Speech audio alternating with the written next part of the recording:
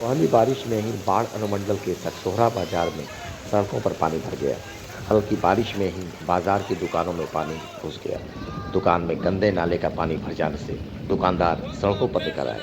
सड़कों पर बहते गंदे नाले के पानी में ही घुसकर महिलाएं और बच्चे बाजार से घर लौटते दिखे। पहली बारिश ने ही सकसोहरा पंचायत के कर्मचारियों की पोल खोल कर रख दी। अगर बारिश के पूर्व शहर के मुख्य बाजार में नाले की सफाई की गई होती तो सड़कों पर गंदे पानी का सैलाब नहीं बहता।